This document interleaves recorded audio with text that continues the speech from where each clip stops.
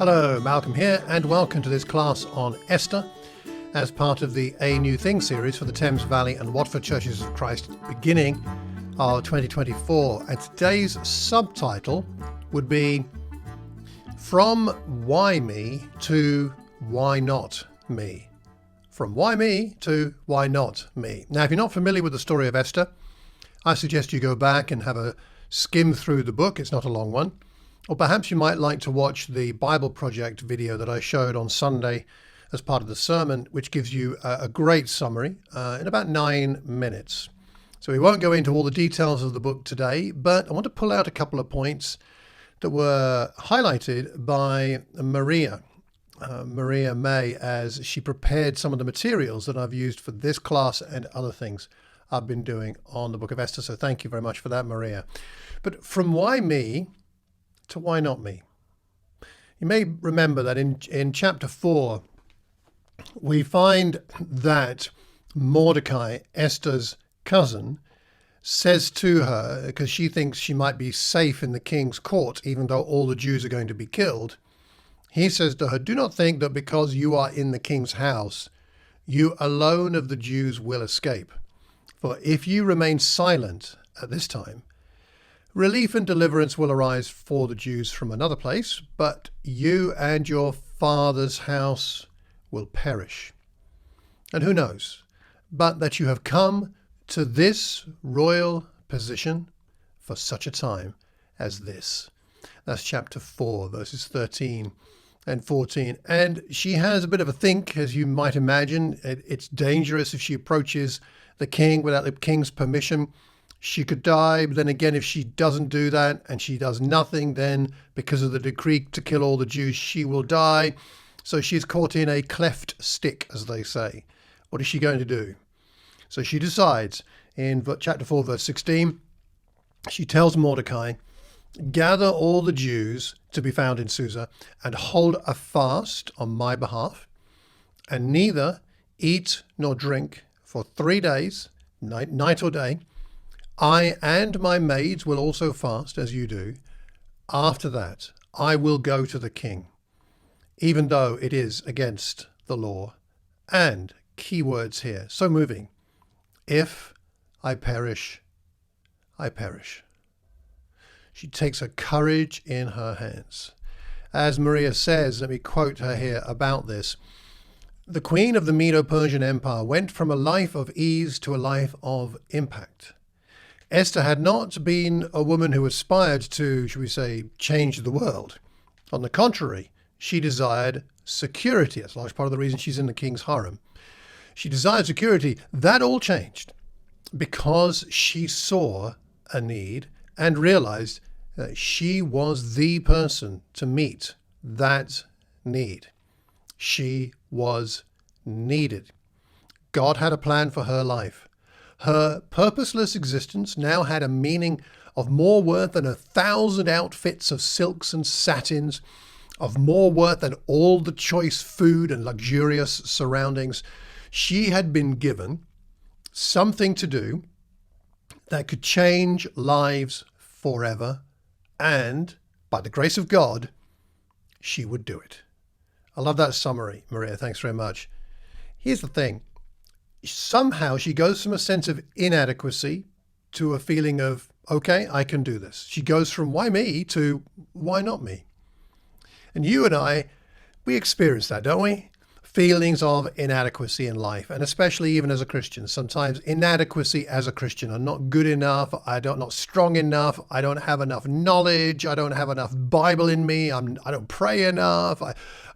All these things that we don't feel we do enough, and we list them until we've got a big old pile of inadequacies, and then we get stuck.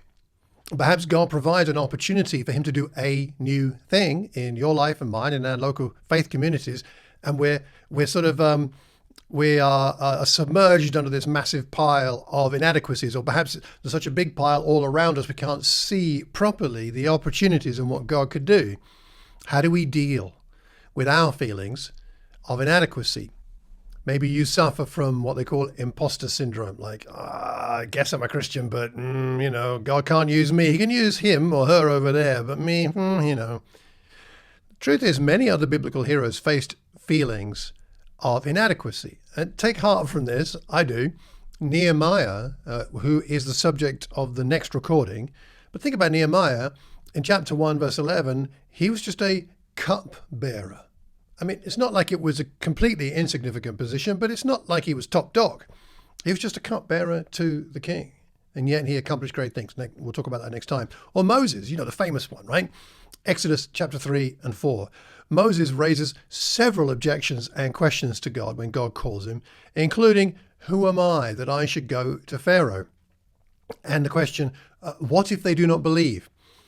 Believe me or listen to me. And of course, the ultimate one where he says, I'm not very good at speaking. Send somebody else. And God gets quite stern with him and says, all right, I'll give you Aaron, but you still need to go. Moses, the great figure of Moses, great courage, great compassion, great faith, and yet someone who struggled with a sense of inadequacy. Or Gideon, the book of Judges, called by God to lead the Israelites against their oppressors, the Midianites. And initially, Gideon questions why he, from the weakest clan, is chosen for such a task and seeks confirmation through signs and miracles. Or Jeremiah, the great prophet Jeremiah. He expresses his feelings of inadequacy and questions why he was chosen as a prophet. In chapter 1 of Jeremiah, verse 6, he says, Alas, sovereign Lord, I do not know how to speak. I am too young. He's not articulate, he's young, and yet, just like Esther, she's a woman, she's an orphan, she's a Jewess, she's nobody in the eyes of the king, really, and yet God calls her. So what does the story of Esther and people like her teach you and me?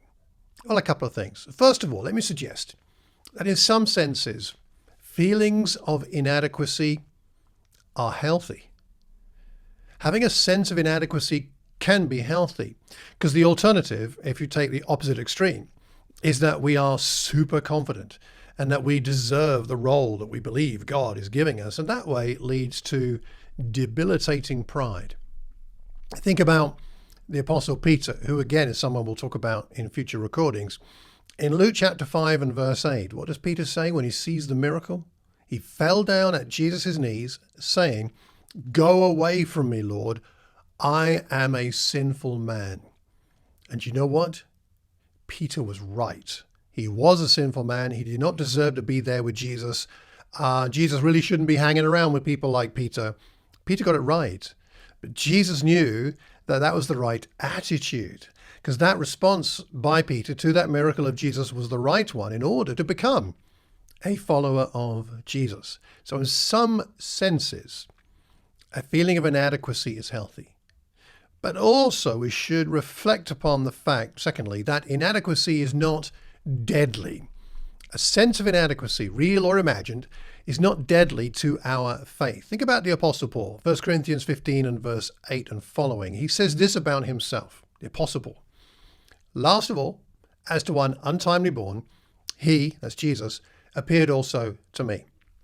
For I am the least of the apostles, unfit to be called an apostle. That's not false humility. He really believes he's the least, that he's not fit to be an apostle.